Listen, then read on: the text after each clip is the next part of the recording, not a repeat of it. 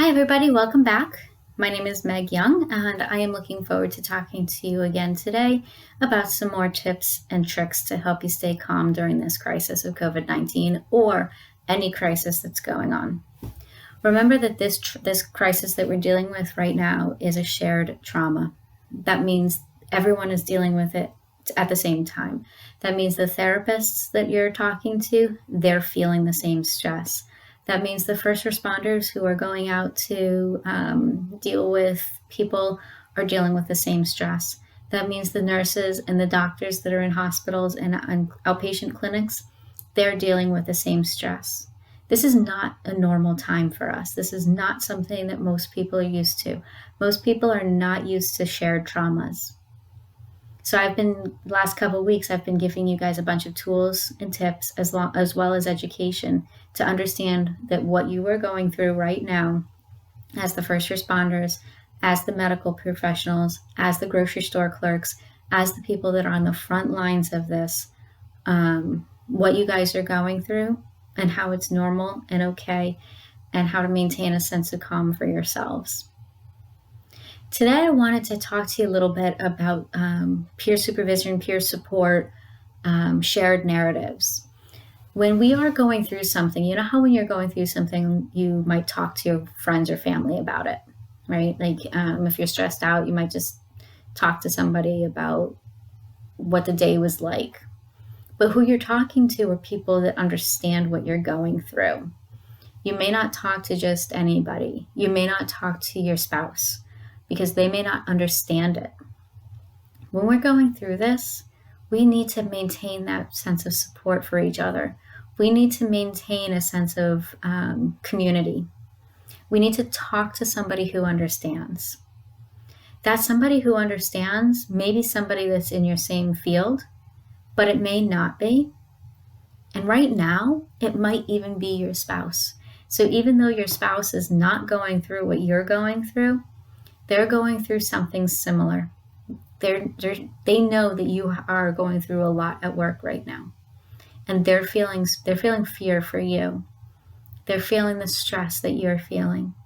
And sometimes talking about that with them can ease their concerns as well as yours. One of the things that's really important with the fight-flight response is the ability to say something, is the ability to speak, scream, or otherwise make noise that let people know that you're there so that you can survive that situation.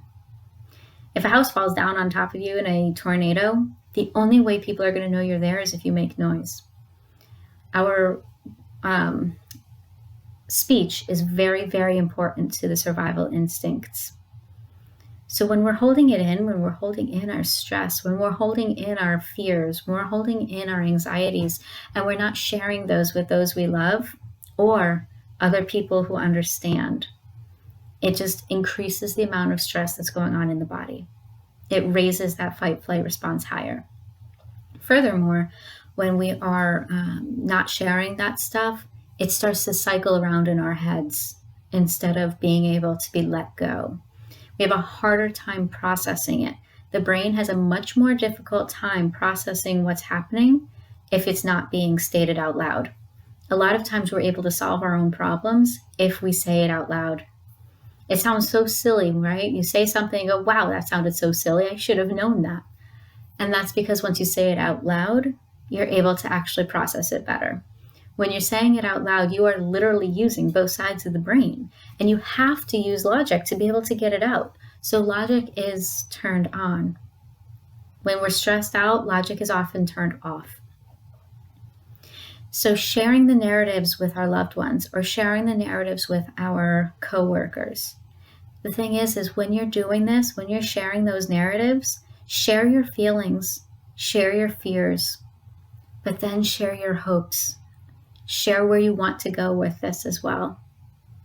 So don't only get into the mindset of how bad this is. Don't only get into the mindset of, I can't believe this is going to be awful. I don't know where this is going to go. I'm so scared. Go there because you need to.